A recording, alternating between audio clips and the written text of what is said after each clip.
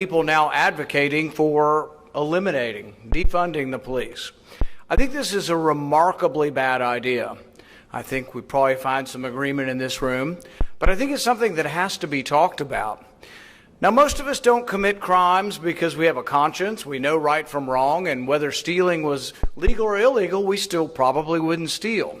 But as most of you know, there are people who live amongst us, not a large percentage, but at least a few percentage, who will steal even when it's illegal, who will hurt others in their community, and that's why we have law enforcement.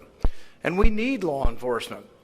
I've taken great pains over the last couple months to visit with a lot of sheriffs and deputies and police departments around Kentucky to find out what you're thinking about in the face of some in the media and some in journalism and some in our larger cities beleaguering the police and blaming the police for everything. We've tried to call attention to some of the good things that are happening every day that people don't pay any attention to. So, for example, we've been in Jefferson County twice, where we think the anger towards the police is worse than in many parts of the state. We've been there twice to talk about things that the police are doing to protect us. One of them was a stranger abduction. This was an abduction of a 9-year-old girl snatched off of her bicycle, put in some sicko's car, and he was driving off, and they were able to stop this in the first 8 minutes. That doesn't happen all the time, but as you know, if you don't stop them quickly, you often don't get them back. But this is remarkable and something that we ought to appreciate. We put their story and their narrative into the Senate record and came and gave them an award for doing this, and then lo and behold, the media did show up. But we need more of these good news stories. We were back there last week honoring two Jefferson County or Louisville Metro Police who had taken down a felon with a gun without firing a shot, which is pretty remarkable, but still very dangerous. Every day people are putting themselves on the line, putting their lives on the line, and I think it's underappreciated. And I think from a political point of view, from those of us in office, if we don't do something about it, I think the natural conclusion or the possible conclusion or result of all of this is anarchy. All you got to do is look around the country. Look at Portland and Seattle. Look at Atlanta, where they just sort of let marauders take over squares.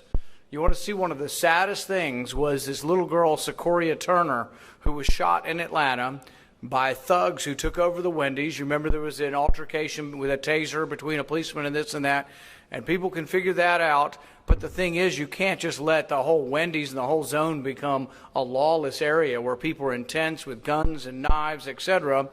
This little girl and her mom took a wrong turn and were shot. And, seeing the poor weeping father who's saying, my girl's life mattered. Why doesn't anybody seem to care about my girl? But it takes law enforcement, and it can't be the public versus law enforcement. One of the things Washington said about our country was that a democracy or a free people, a constitutional republic like we have it, requires a virtuous people. And what he meant by that is what I began with, is that basically most people do obey the law. If everybody in Warren County had no God, no right and wrong, and did whatever they wanted and believed that violence was the answer, there wouldn't be enough police. There wouldn't be enough sheriff or deputies. Fortunately, what happens is we do have virtue, for the most part. Most of the people are virtuous people, and that's how we exist. But it's important that we keep those values, that God, country, that our rights that are derived from our God, those are all important and incredible things. It's also important that we know that there are boundaries, not only to the police, but also to government in general. And often people ask me, well, what about the police and the Fourth Amendment? And I say, you know what? I think the local sheriffs, the local police actually understand the Fourth Amendment better than they do in Washington, because you deal with it every day. You have to get a warrant.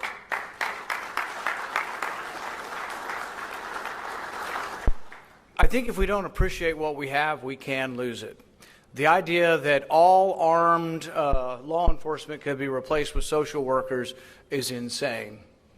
Now, I'm not saying I'm against social workers. I think there is an aspect to community policing. Most of that I would leave to the sheriffs in our community and the police department to figure out. There are ways we can evolve and get better, but it can't be this heavy-handed idea that we're just not going to have law enforcement. I think that's a terrible, rotten, no good idea, and we need to resist it. So for my part, I'm going to continue going around listening to you as we go around and have smaller meetings. If you have suggestions for us to come to your community, if you have people in your department who you think it would be good to honor for a service, it doesn't have to be a kidnapping. I think there are things that happen every day that are heroic that the public needs to know, that either us helping you get the word out or your public relations. I mean, how often is it that you get a call and you show up and it's a 92-year-old woman who's home alone and lost and confused, and she needed help? Little things like that, which are big things to the family, are important, and important that we let the public know that this is going on. We are in a battle now where it's not just about eliminating law enforcement. It's about people actually advocating for a whole new transformation of society. I'll give you an idea. My wife and I were attacked by a mob in Washington. It's 1 o'clock in the morning. President Trump, never known for short speeches, went on till about 12:30. We leave the White House. We were going to walk across the street, and we couldn't get across the street because there was a mob really just pummeling people and knocking them to the ground, and the Secret Services go that way and get on a bus. So we did. People think that I ran right into that crowd. No, we went the other way. We got on a bus. We went 10 blocks around the melee, but I still had to come back to that general location as my hotel was there. So we got in an Uber. We drive back, and there was a barricade. It was an official barricade, but they wouldn't listen to reason. We said, we just want to go 2 more blocks. And so we ended up walking. My wife still a little bit unhappy with me about that decision. We've been married 30 years, and she says it's going to be a while until she forgives me for saying that it was safe to walk those 2 blocks. We walk about a block, and these are big city blocks in D.C. It's probably, 75, almost 100 yards long for the block. It's a big city block.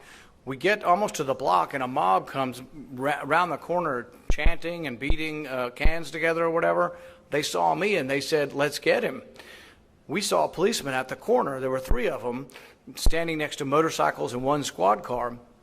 As they came at us, we quickly walked over and stood very close to the police officers, and the crowd came around us. At first, it was probably 10, 15 people spitting, throwing fluid on us, pushing up against the policeman. But then it was 30 people, and then it was 100 people. Closer and closer and closer. Literally, the circle is like this big with myself, my wife, and 2 ladies pushing and pushing and pushing. And I bent over to the officer and I said, we need reinforcements. I don't think he knew who I was, and I'm not going around saying, hey, I'm so-and-so, you need to do something. But they all knew who I was, and we needed reinforcements. For about 10 minutes, we stood there with the crowd, and we really thought we could die even with the police there. That's really what we felt. Finally, about 8 policemen came, and many of them they were on bikes, but they used their bikes to keep the crowd back. At one point, as we're making our way with about 8 policemen plus the 3 helping us, as we're going, one of the policemen is violently pushed back, and he's falling back over a curb, and I grabbed the back of his flak jacket to stabilize him because I figured once he's down, we're next. Here's the way the Associated Press reported this, and this is the problem we have. There is a problem with bias in the media. There's a problem with bias in big tech. This is what the Associated Press reported. The Associated Press reported that a policeman was jostled. How many people think a policeman being violently pushed back through his bicycle almost to the ground is being jostled? That's a lie. These people are lying to downgrade it. When someone came up and said, oh, the person that might run against you wants to defund the police, and I said that to the AP, you know what they said? They said that I have differences with him on policing issues. Do you think that adequately describes the difference between defunding the police and not defunding the police? The media often aren't being honest with you. Now, many of our local media are better than the national media, but the national media has an agenda, and we have to be aware of it. We survived that attack. One of the police officers was hit above the eye and required stitches. You know what they did with the guy who hit him? They arrested him. Do you know when he was released? An hour later on his own recognizance. I frankly think if you assault a police officer, if you're caught in the act of assaulting a police officer, you should be held until the trial.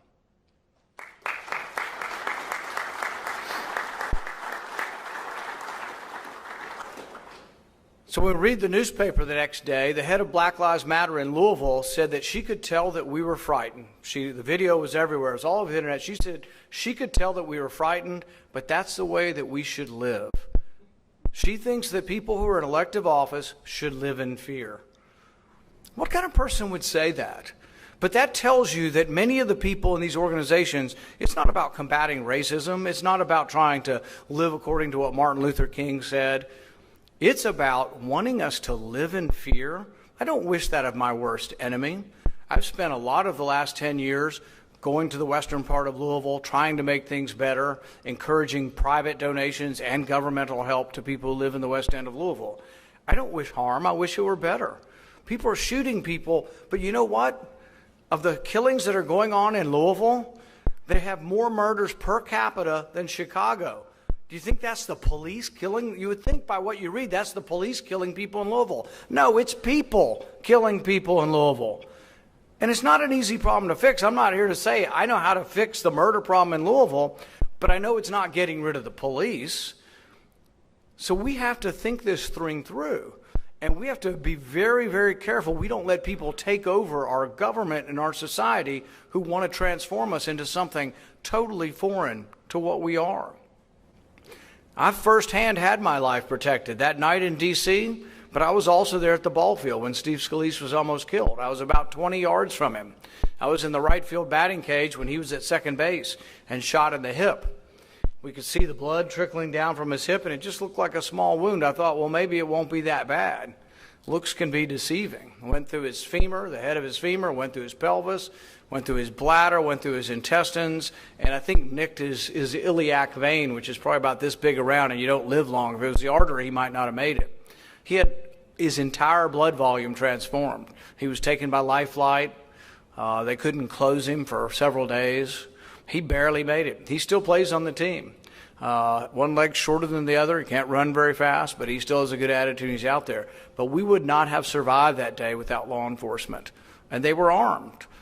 Guns deter violent people, other violent people with arms. And we're going to have that in our society. And we have to be very resistant of letting anybody change that. I want to end on one thing, which is a slightly different subject, and that's COVID. You're seeing it everywhere. Even probably almost everybody's been either had the infection or been vaccinated by now, but people are still getting it. If you get it, there is a treatment. But here's the rub, and many people don't know this. You got to ask your doctor for the treatment fairly early on. And it's hard to know. You feel like I'm doing pretty well, I don't need the treatment. Then you're feeling bad and you say, I got to go to the hospital. And they say, once you're in the hospital, they won't give you the treatment. There are a couple treatments that I think are helpful. One is inhaled steroids. I just was on the phone this morning with a doctor out of Texas, and he treats people early on. It's approved, but not specifically approved for COVID. But when you get in the hospital and they put you on a ventilator, what do they give you? High-dose IV steroids. But this is more directly towards the lungs, unlikely to hurt you, and there are people treating with it. I'm not saying I can give it to you. Call your doctor and ask them. The other treatment is monoclonal antibodies. These are antibodies that have been synthetically developed that attack the virus.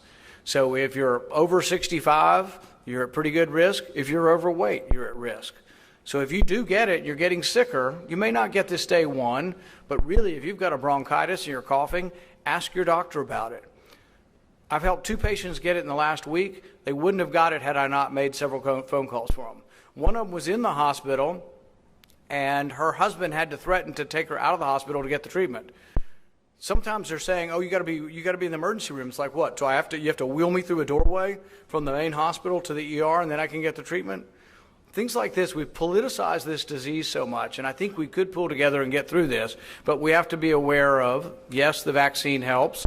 Yes, natural infection helps just as much, but then also that there are treatments out there and that people know about the treatments.